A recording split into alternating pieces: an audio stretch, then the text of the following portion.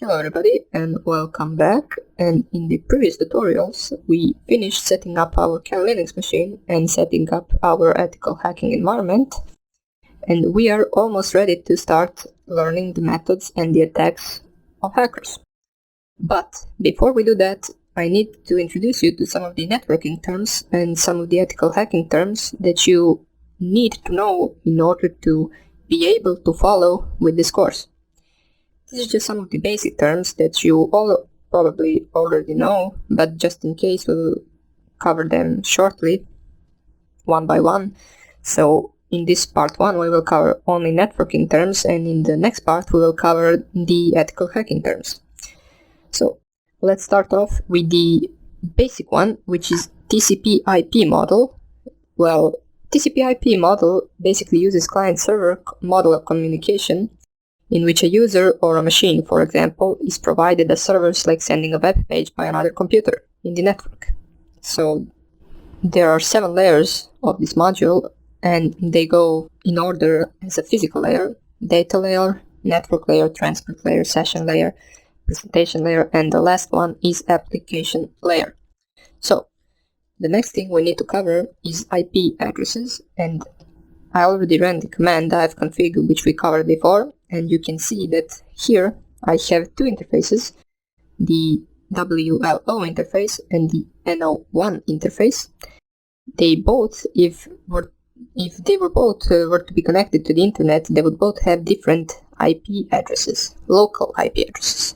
Now I'm connected over the wireless card interface, which is WLO1, and my IPv4 address is 192.168.1.15. So basically what an IP address is a numerical number or label that is used to identify the machine on the internet, and also used as a location addressing. There are 2 types of IP addresses, IPv4 and IPv6. IPv4 is mostly used over IPv6. Now there is also one thing you should differentiate, which is the local IP address and global IP address. The local IP address is the IP address that you see right here, which is 192.168.1.15, and it is only usable on this local network, which basically means if you were to type here this IPv4 address in your, for example, Firefox or Google Chrome, you won't be able to connect to me, because this is a local IP address and it only works on local network.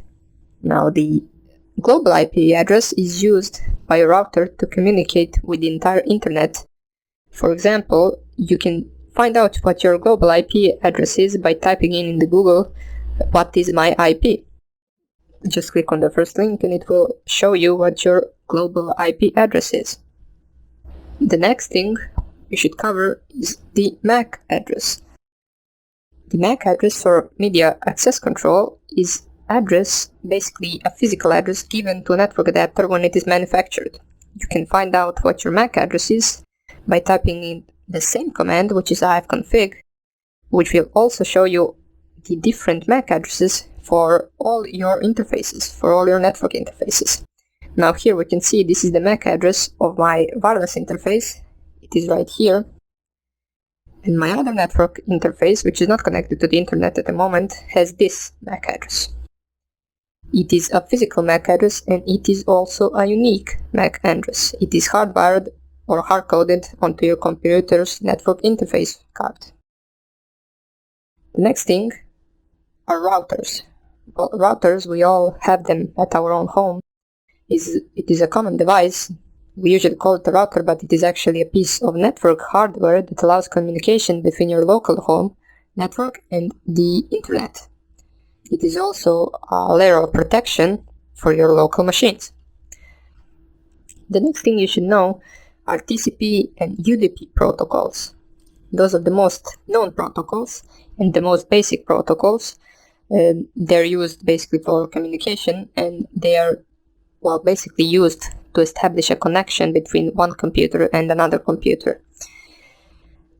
For example, TCP stands for Transmission Control Protocol. it is different than UDP because it is a connection-oriented protocol, while as UDP is a connectionless protocol, which means that in TCP there is something called a three-way handshake, which means that the two computers have to agree that the message came whole from one computer to another before sending the next packet. While in the UDP protocol, packets are just thrown at the other machine, and it doesn't matter if some of those packets is malfunctioned or didn't even get there. The machine will just start sending other packets to the other computer. UDP is mostly used for streaming, or basically for your Skype calls, for example, while TCP is used to transfer packets that are important to go in a certain way.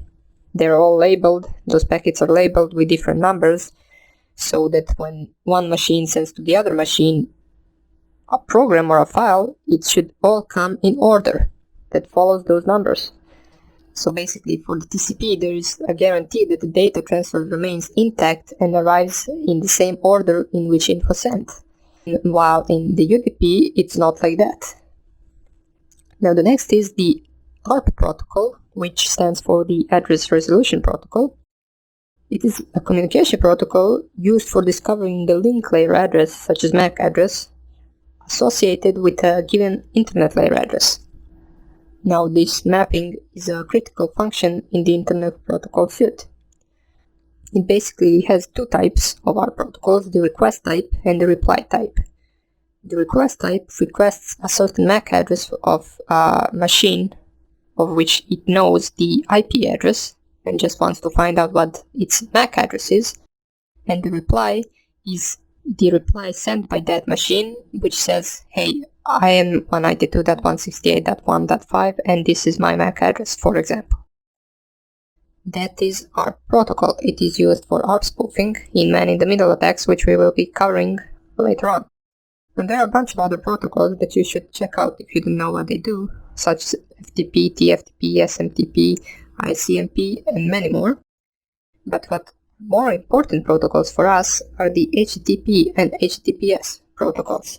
Now, some of you might be asking what is the difference between those two. Well, basically, in the HTTP protocol, there is no data encryption implemented, and all of your, for example, if you're visiting an HTTP site and you're putting in a username and password there, it can be seen in a plain text by anyone that is interfering with the connection between you and that website, for example.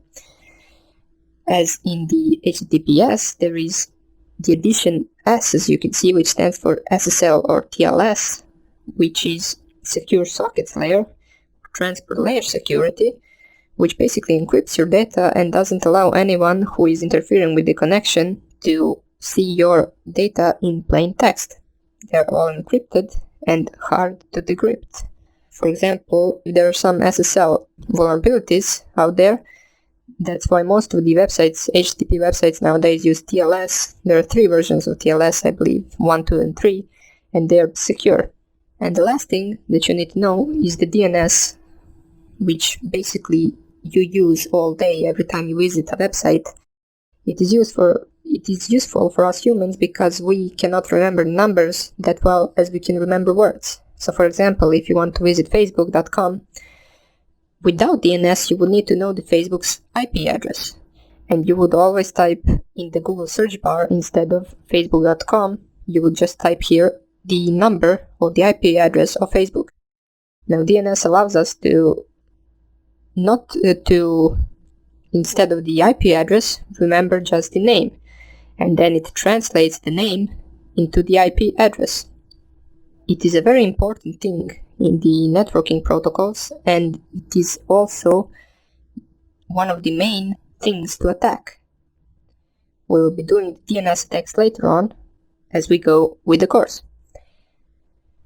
Now the DHCP is basically only used for giving you the IPv addrv. Mostly it is also pre-built into your router, and every time you connect to the internet it basically just gives you an available IPv4 address.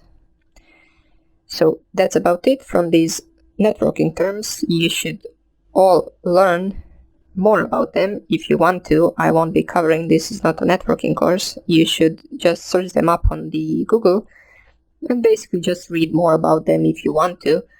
For now, this will be enough, and in the next lecture we will cover some of the ethical hacking terms that you also need to know in order to follow the course, and I hope I see you there, and take care.